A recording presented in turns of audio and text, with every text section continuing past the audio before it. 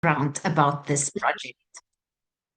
We've been living in interesting times, certainly, since President Donald Trump got inaugurated as the new president of the United States on the 20th of January. It's a time during which we've seen drastic foreign aid cuts and also the pulling of large research grants in the field of health and human rights. Now, grants can be ended, but history can't be erased. And there's therefore no better time than right now to release the Human Rights Oral History Project's incredible documentation of key figures in the health and human rights movement. This archives gives us an inside view into how some of the best health and human rights interventions in the past few decades came about and why they came about. The interviews are hosted by the Institute on Inequalities in Global Health at the University of Southern California, and the partners of the project are the Wits School of Public Health, the Wits National Research Foundation South African Research Chair in Local Histories and Present Realities, the Wits History Workshop, and the Wits Department of History and Section 27. And an important theme emerging from this project teaches us a really crucial lesson during this time of distress, that collective action is a strong and an effective tool to promote a more equal world. Our first speaker is Noor Nieftagodien, who heads up the WITS History Workshop. He's also the WITS National Research Foundation South African Research Chair in Local Histories and Present Realities. Noor, I just want to make sure you have put your audio on and your video. Thank you. We can see you. I'm going to start off by a question asking you, could you tell us why is it so important that the work of civil society activism in the fields of health and human rights and social justice is discussed right now and put on the table? Thanks very much, Mia, and thanks for the opportunity to speak about this important project. I do want to start off where you started, which is the times that we are living in.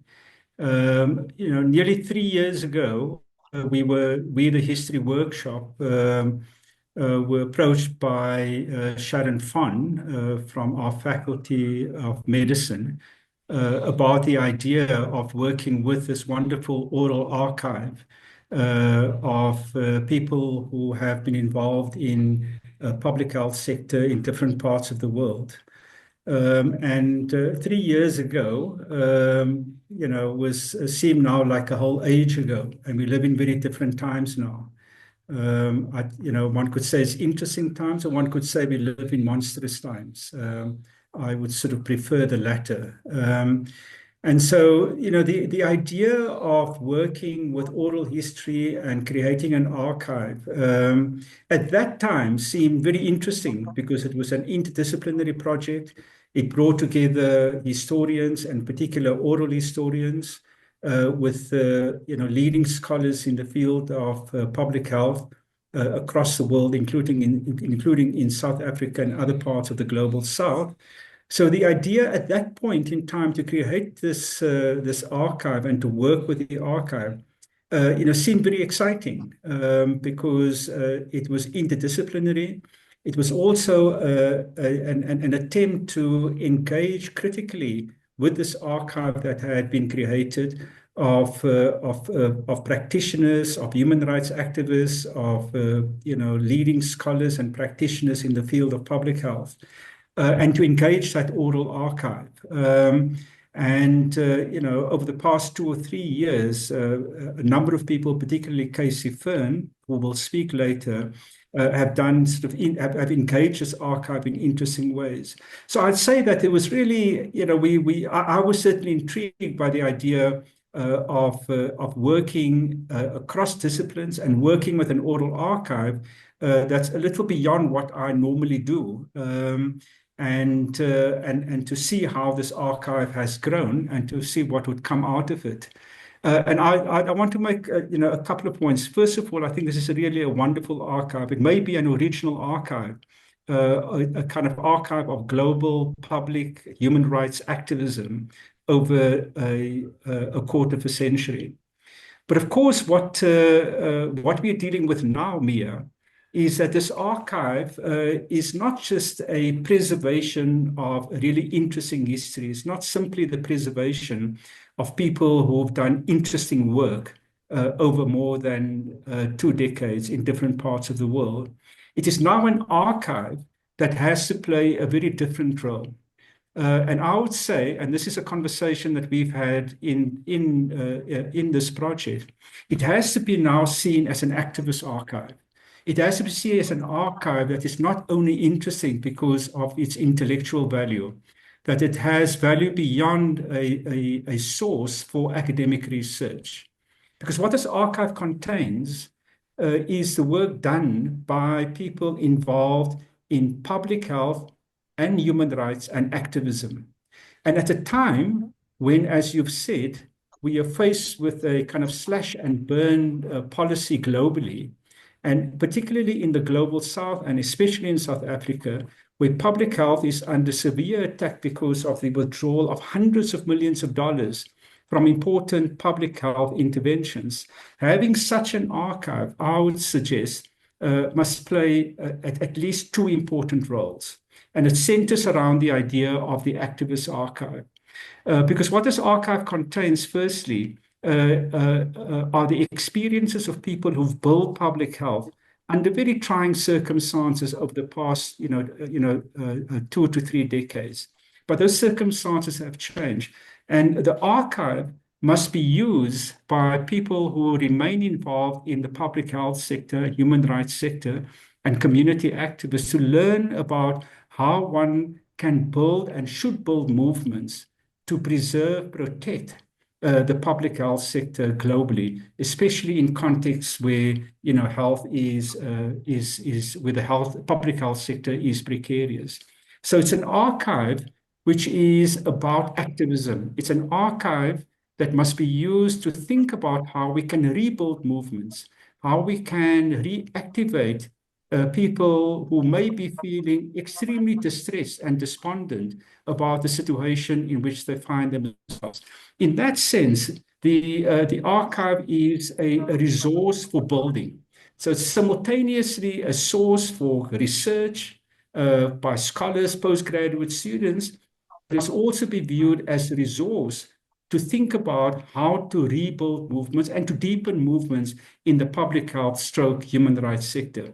And in that sense, to end, Mia, I think that, often when people are confronted with the idea about what is an archive, they think about large buildings with dungeons and very dusty places where materials of the past are preserved.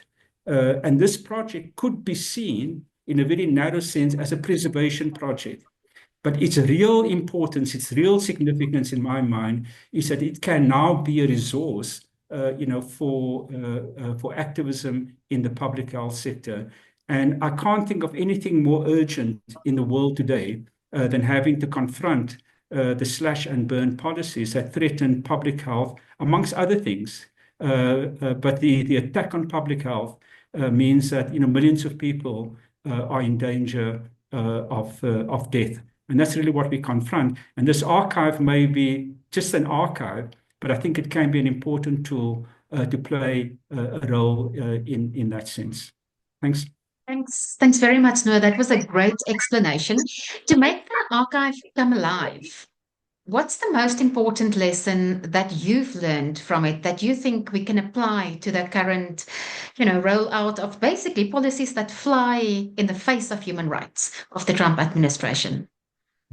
I'd say, Mia, it's really about understanding and learning about the role of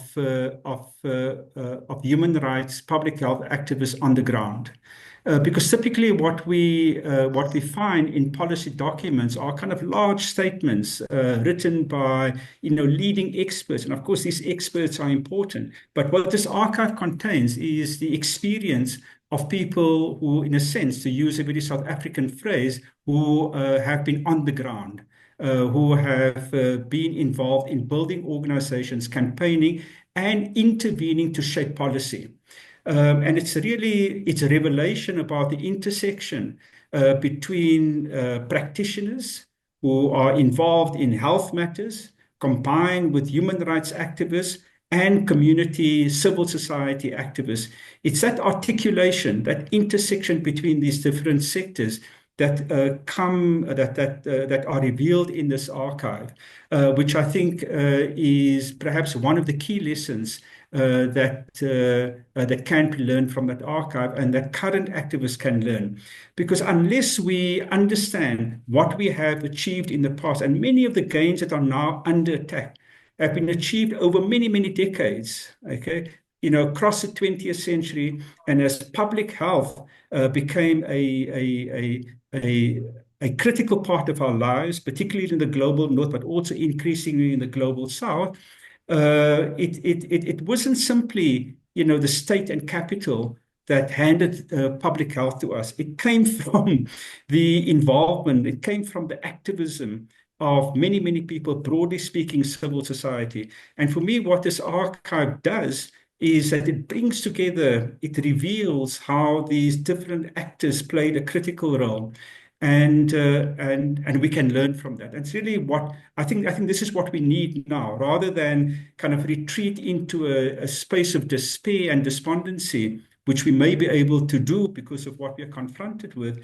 Hopefully, this archive is an archive of hope, of possibility, and also of imagining what we can, because we've achieved this previously. Thanks very much, Noor. That brings us to our second speaker, who is Jonathan E. Cohen, who is a professor of clinical population and public health sciences at the University of Southern California. He's also the director of policy engagement at the university's Institute on Inequalities in Global Health. Jonathan, you're going to use a few slides when you speak to us. I'm going to ask you to share your screen so that we are set up for when you want to share your slides. Would you like to do that quickly? Mia, thank you. I'm going to share my screen a little bit further Later. remarks. Okay, sure. All right. All good. Can you start off? We've heard from Noor now about a little bit. We've heard about how did this project come about, but we haven't had specific examples of what does it contain. We know it's activism of health and human rights, but could you maybe give us a few examples of what types of organizations are featured? Yeah, thank you, Mia. And I want to say at the outset how appropriate it is to be launching this archive in South Africa, which has for decades been a crucible of global health and human rights activism. This archive, like many oral history collections, actually came about because something else ended. And what ended in this case was a particular private foundation's investment in public health and human rights, specifically the Open Society Foundations, which had funded many organizations over several decades to do work in the health and human rights field. And when that work ended, the foundation had the foresight to preserve this history, to support us at the USC Institute on Inequalities in Global Health to tell these stories. And what the stories contain are organizations that over decades were doing brave, rights-based work in a variety of global health settings.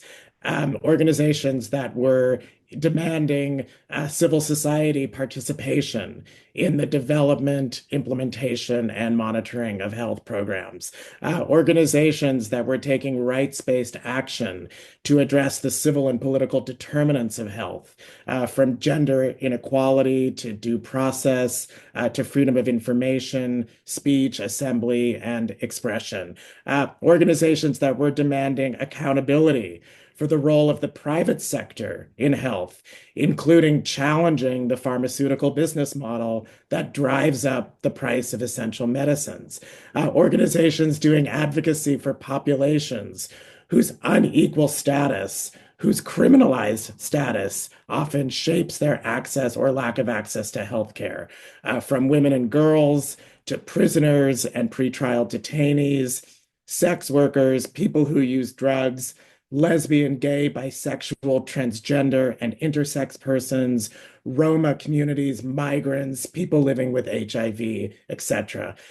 Because of what we are going through today, which you referenced at the beginning of this session, I think it's important to emphasize that the organizations whose work is featured in this archive, in many cases predated the US president's emergency plan for AIDS relief. Their work dates back to the early 1990s when the Open Society Foundations first created a public health program in Russia and later expanded that work to South Africa, to the rest of sub-Saharan Africa, and throughout the world. As you can tell from my description, Mia, it really is hard for us to overstate how disfavored this work would be by the Trump administration if it still existed today, but also how absolutely necessary this work would be if it still existed in resisting the extreme agenda of the White House and Project 2025. And indeed, throughout the life of the work in this archive, right-wing politicians often attacked it. They attacked the work, they attacked the organization, they attacked the people doing it. And I think that explains, in large part, why it is so important to have this archive, because this work survived against difficult odds.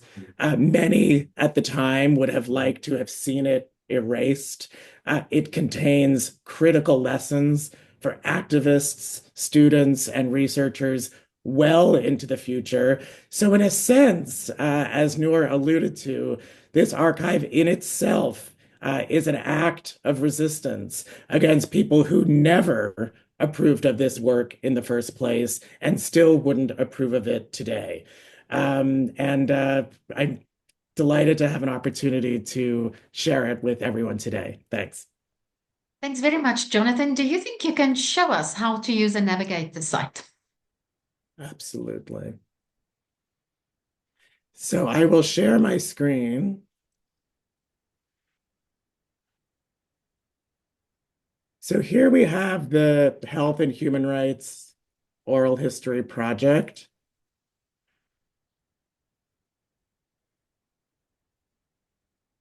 Which hopefully you can see. We can see, I can certainly see. A few slides. Here's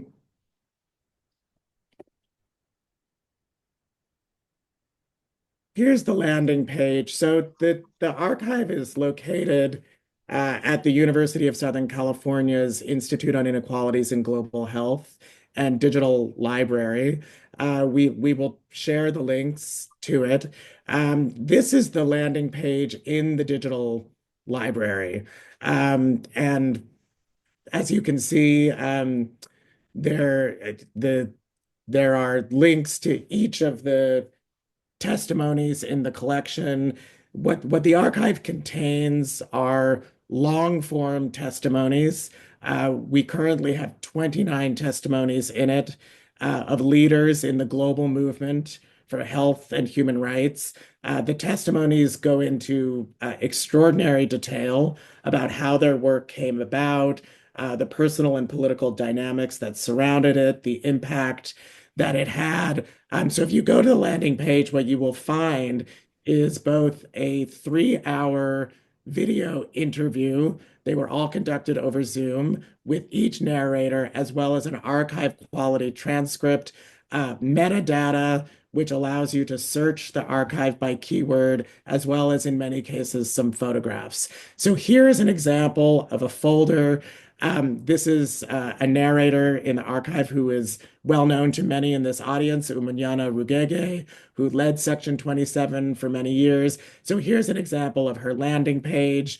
You've got her video testimony, some biographical information about her, a link to an archive quality transcript, as well as metadata that makes her testimony searchable. Here are some examples of archival photos that accompany some of the testimonies, as well as an example of how you can link to an archive quality transcript. And on the right is some of the metadata.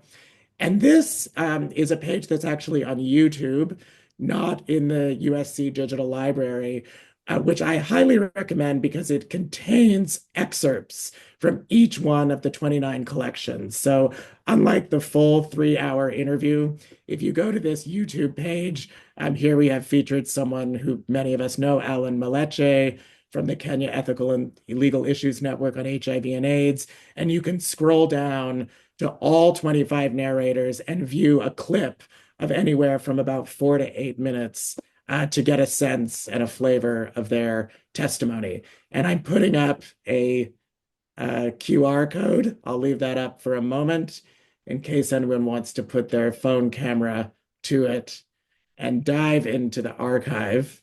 And you can also visit our own website at the USC Institute on Inequalities and Global Health, which provides a very convenient gateway to it.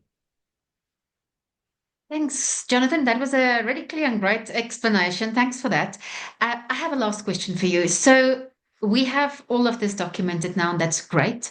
But what about the future? Are there any opportunities to expand this archive now that global health programs are being dismantled at such a large scale? So I think, Mia, that for all the wrong reasons and for reasons that none of us would have hoped for, the opportunities to expand this archive are tragically endless. And I think you would join me in encouraging any organization that is facing closure as a result of cuts to U.S. foreign assistance to tell their story.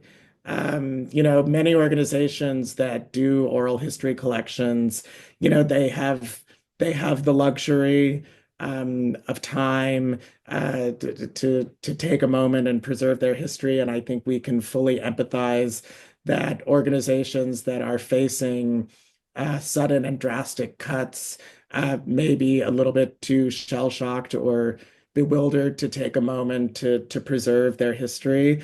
But I will say that many people who do oral histories and tell their stories are also facing periods of profound uncertainty for the future.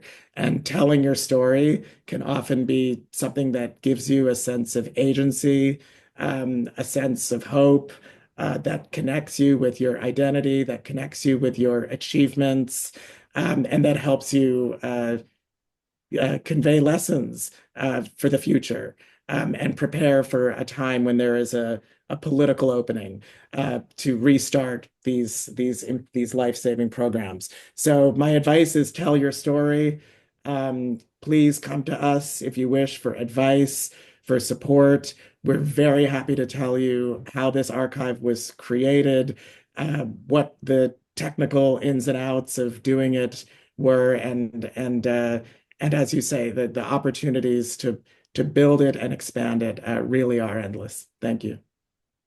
Thanks very much, Jonathan. We're now going to hear from a recent Wits graduate, Casey Fern.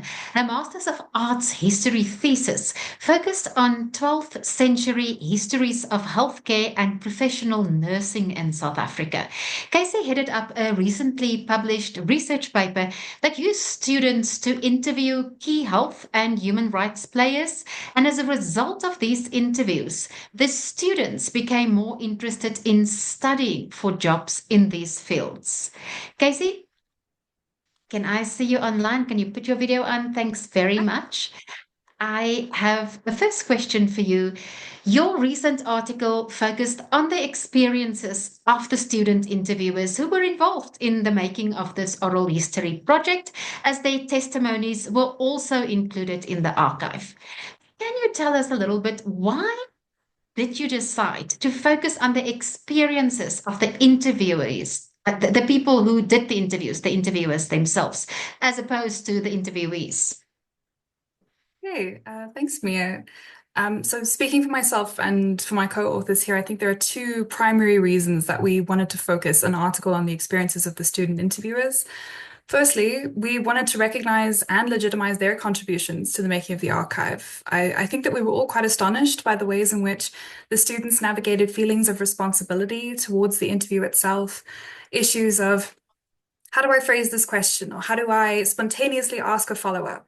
And cataloging that process is important for transparency and for accountability reasons, so that hopefully as the archive continues to grow, we can refine the training or support that student interviewers receive according to their needs. As anyone who has done it can testify, there's a tremendous amount of emotional labor involved in creating this kind of archive, in conducting an oral history interview alone. And very often students involved in these sorts of projects bear the brunt of that labor, while more senior academic staff sort of design the studies and interpret the results. And a few years ago, I think Stephen High criticized the process as a trickle-down theory of academia.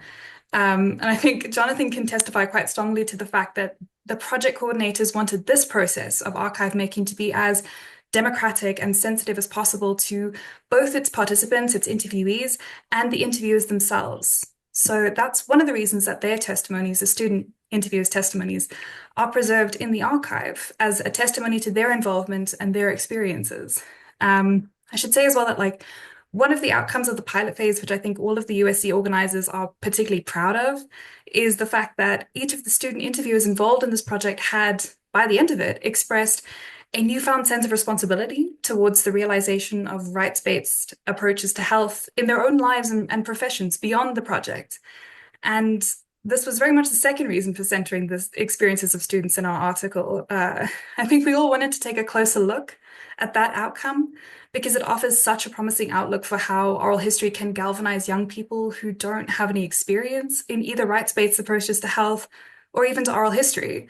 To sort of show how dialogue and engagement can encourage young people to pursue material and meaningful ways of promoting health equity and justice in their own lives and careers. And it brings the concept of an activist archive into focus as well, with sort of a dual function of preservation and, as Noor put it, to strengthen and deepen existing movements. I'd like to add as well, if I may, that while the transformational potential of oral history for student interviewers is well documented, we wanted to show that the evolution of social consciousness amongst these student interviewers is arguably distinct in that it's not underpinned by pre-existing cultural or community connections. So the students were selected on a basis of interest in health and human rights, but not because they knew any of the participants or had any pre-existing ties to national or cultural contexts of health, which came up in the making of the archive, of which there are many. In fact, the students themselves had very little, if anything, in common with the experts that they were interviewing. So the cross-cultural and intergenerational dynamics of the pilot interviews required the students to sort of empathetically navigate identity differences on sort of a continuous basis. And in the process of doing so, the students themselves sort of reported feeling like they entered into a kind of global community, which extends to scholars and activists, lawyers, doctors, a whole sort of host of professionals and experts who are sort of defined by a common interest in humanity. And human rights have been sort of increasingly standardized and normalized at an institutional level in the last sort of 20, 30 years. I think there's reason enough at this moment to sort of reaffirm that sense of community orientation and social participation in human rights work. So that's my first answer. Thanks very much, Casey. I'm very interested in, you've spoken a little bit about how these students were affected, that they became more interested in jobs with human rights, and that you mentioned doctors, lawyers in those fields. Can you give us maybe examples of some of these students who changed their careers or went into a different direction after their project? Yeah, I think Jonathan can also speak to this more if we have time, but each of the student interviewers has brought something that they learned in conversation with the project's participants into their own professional practice or academic orientation. One of the students has advocated for harm reduction training at a clinic that she worked at. Another is using the archive to inform her own research on global health. And sort of all of the student interviewers expressed in their own words how the project had shifted their professional trajectories, how the experiences that they had been exposed to through this kind of co-creative interviewing process had made them feel the importance of the work, of advocating for and defending health as a human right. And both the work that had been done by these incredible participants whose histories, comprise the archive, and the work that was left to do. I think I should mention again that I think it's significant to the coordinators that each of the students themselves sort of expressed an interest in and a conviction for the use of the archives as an educational tool for students of similar academic backgrounds, of biomedical engineering, of medicine, of global health. I think it underscores how personally invested each of the students have become in the future of the Health and Human Rights Oral History Project. And yeah, I think Jonathan would agree that they're in a unique position to offer insights because they were involved in the making and the analysis of the archives while still attending their classes and sort of working towards their respective degrees. Thanks very much, Casey. We're now going to move on to our last speaker, who is Sasha Stevenson, who is a human rights lawyer and the executive director of Section 27, a human rights law organization in Johannesburg. Now, Sasha, as a human rights lawyer, has real life experience of human rights activism. She's fought many, many human rights abuses in court. As a journalist, I've often covered those court cases where she did fight for human rights, and she'll be telling us more about this type of activism in South Africa and just how much of the backstory of health rights activism is really unknown. Sasha, how can oral histories help in uncovering this backstory, and why is it so important to do this in an age where gains are being reversed? Thanks, Mia. Yeah, I think as everyone has mentioned, this archive holds potential in lots of different directions and can be used in lots of different ways. And maybe I can just speak a little bit to some of the stories of health activism, some of the backstory that's not heard, and how we can maybe use this to inspire future action, whether that's the people who are doing the work or the people who are supporting it. So, as both Noor and Jonathan mentioned, South Africa has long been a hub of health activism, whether that's from the reaction to the role of health professionals in the death of Steve Biko, to the inclusion of reproductive rights in the Constitution, to the TAC and partners' fight for PMTCT, to access to medicines campaigns that have reduced drug prices, the Competition Commission's market inquiry on private health, and to attempts to prevent and then to respond to the Life Esidimeni disaster, where 144 people died following the disastrous move out of health facilities by Gauteng government. And of course, in all of this health activism, we've also had the benefit of drawing from activism elsewhere, that whether that's the Treatment Action Group in the US or Access to Medicines movement or reproductive rights activism. So we've seen both the global and the domestic health ecosystem, and both of those ecosystems are brimming with tested and untested theories and intersections and crossovers. And as a result of this ecosystem, as a result of the work of a lot of people, some of whom are profiled in this archive or have spoken in this archive, what's been achieved has been enormous. And we've spoken, and Jonathan's spoken in particular to the depth of that achievement.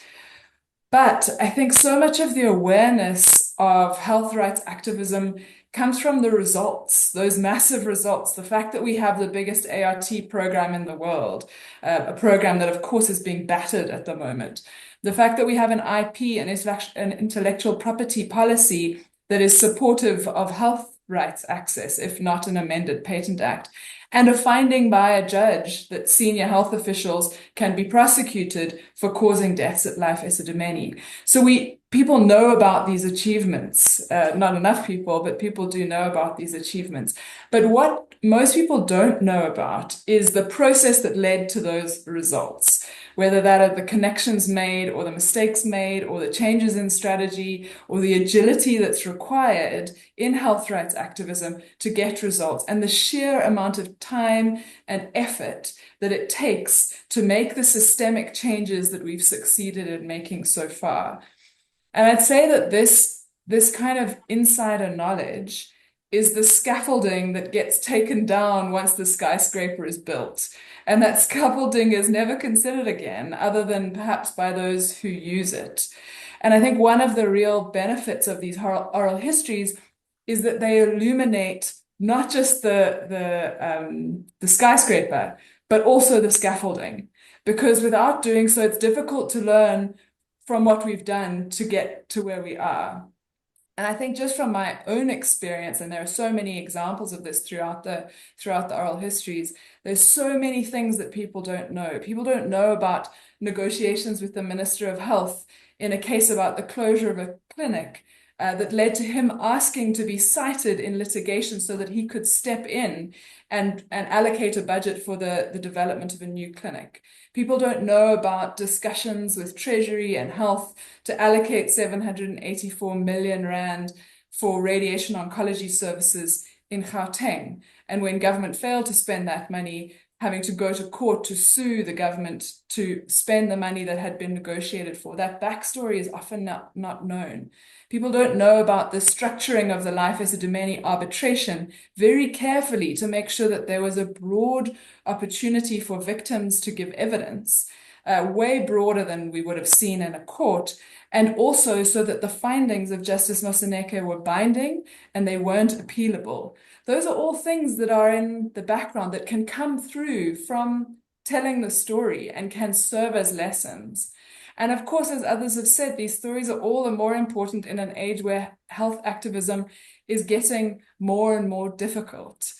Jonathan mentioned already that how disfavored by the Trump administration so much of this work would be if it still existed today. And of course, much of it does still exist, but it's getting harder. The fight is very much on, but we've got the decimation of USAID, we've got reprioritizations by other government donors and by philanthropies. We've got hesitancy by corporate donors to support what is seen as social justice causes. And that means that the financial support for this work is drying up at the same moment as the work is so desperately needed and perhaps more needed than ever. And as a result of that, gains risk being erased. In South Africa, it's not just the funding situation, but it's also the fact that populism and anti-constitutional sentiment pushes back against health and other rights, particularly when it comes, for example, to reproductive health rights. Because this work is difficult and it's all-consuming and it's exhausting and it puts a lot of pressure on people fighting these fights in the context of increasing need. And so I think what these histories can do is really to illuminate some of that, to show that there's this relationship between health and politics and activism and democracy, to inspire people to take up this work and also to support the work going into the future. Sasha, you've raised so many important points now, but specifically the one about funding, because also to record people's stories, it costs money. It's people's time, it's resources. To do it properly doesn't come for free. Same with the work that you do. It needs funding. And now you've spoken about the funding that's drying up. I want to ask you the difficult question. What does the future look like?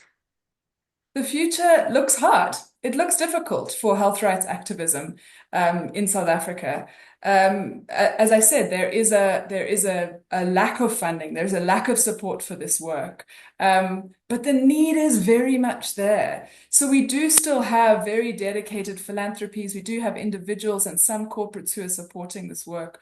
But if we are to retain and build on the gains that we've made, we need others to step up. We need more partnerships with people in government and with the private sector.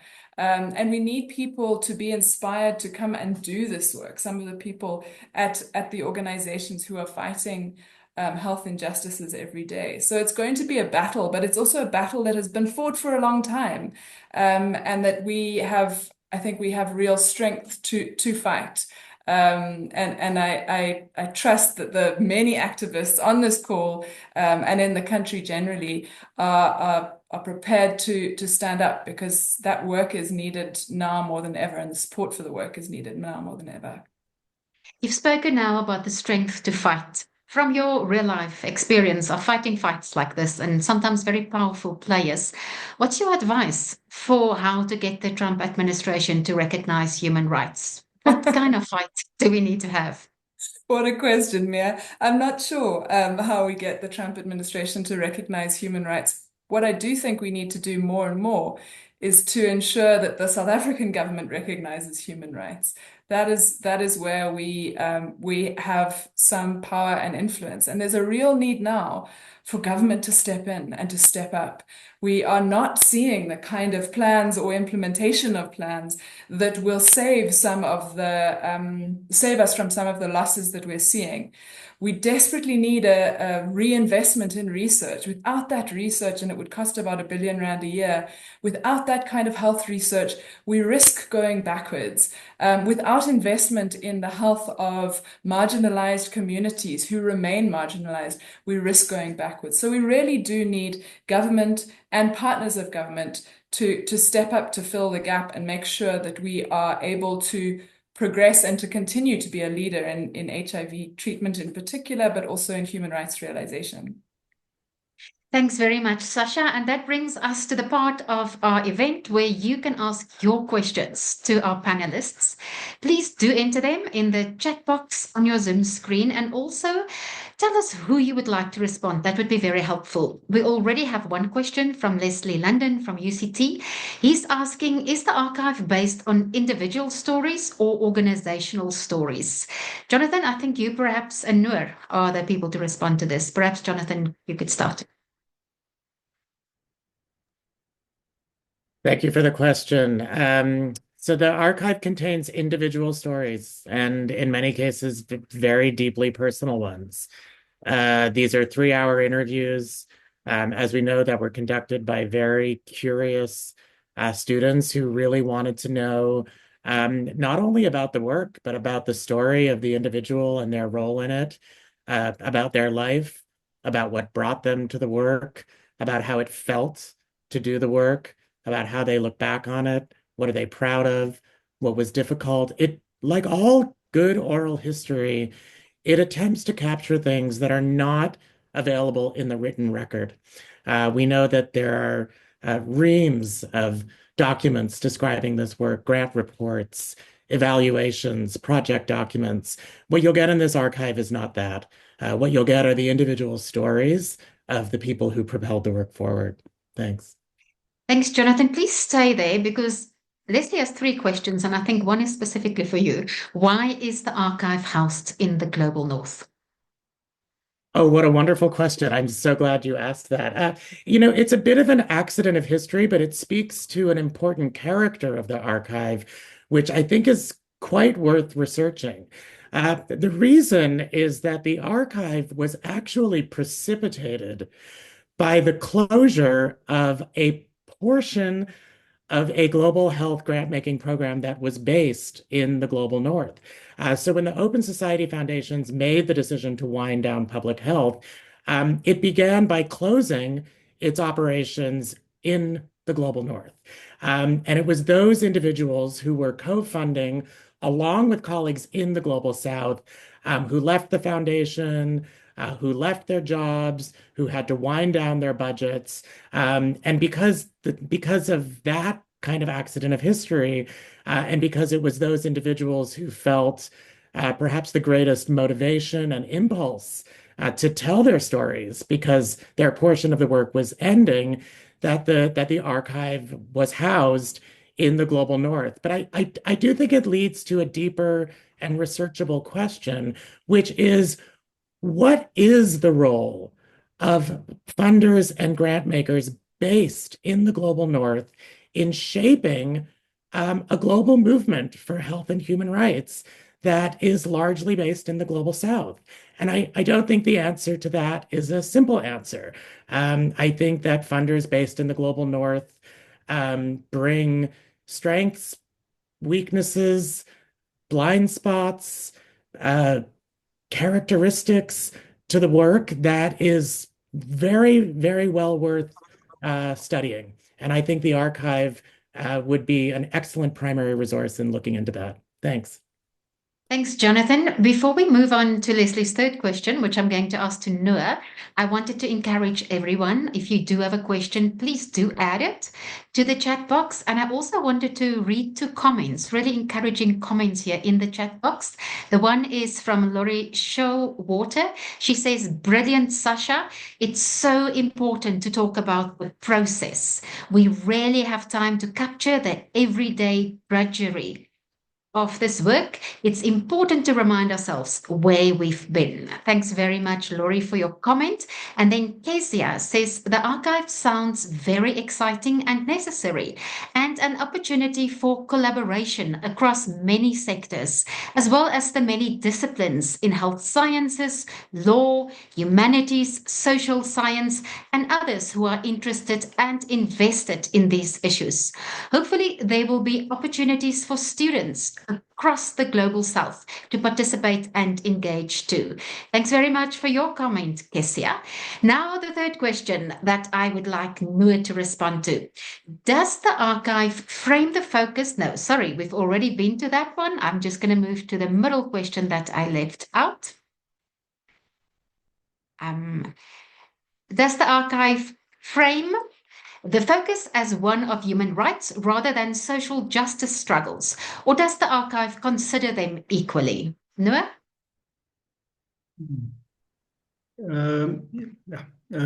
Thanks. Again, like the question that Leslie asked about why the archive is in the global north, this is a question which is, critically important, and I don't think there's a simple answer, because what we have here are the testimonies of individuals from different contexts, different experiences, different intellectual, political dispositions.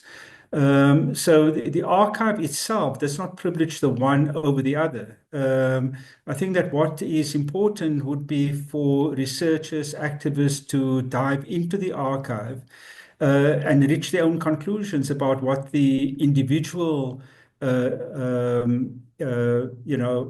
testimonies and the archive as a whole does to that question. So for me, it's an open question. I mean, there is another issue which I think only an interrogation of the archive can really answer, and that is whether the organization of the archive, the curatorial work, reveals a particular bias or not. I would imagine, in fact, from having looked at some of the testimonies, that it doesn't do that. But that's my view. Others who go into the archive, may come up with a different view. And some people may argue that there shouldn't be a division between social justice and human rights, but others, as we know, as practitioners, activists, scholars in this field, do create a division between the two. If I could just use the opportunity to say one other thing about Leslie's question about why the archive is in the global north, and I'm in broad agreement, with the way that Jonathan has addressed this in terms of the history of the archive. The issue, though, is this, right? That we, as people who create the archive and who curate the archive and engage it, must constantly ask this question, because it is an important political question about why archives are located in one place or the other. So I'd hope that as this archive develops, hopefully it can grow. It's an interesting idea. It's got fascinating testimonies, that hopefully it grows, and in this process of growing, that question can be answered differently, and that we, as the creators, curators of the archive, can imagine the archive being located elsewhere. Of course, one of the answers to that question is that it is a digital archive, and therefore its location may be regarded as secondary, especially if questions about access to the archive, is answered in its digital form. Then perhaps it doesn't really that much as it does with analog archives, where it is located. Thank you. Thanks very much, Noor. There's Hannah, who has made a comment and also asked a question. She says, I have just published an oral history archive as a result of the shuttering of a program due to the Trump's executive order. One of the things we are struggling with presently is how to get more folks to engage with the materials. Any advice on getting the word out and motivating broader audiences beyond just academics or researchers to get excited about oral history? I'm going to ask Sasha to first respond to that because Sasha is an activist and she often needs to get a message out. And I wonder if there is something we can learn from you, Sasha, on how to apply your experience to getting oral history messages out.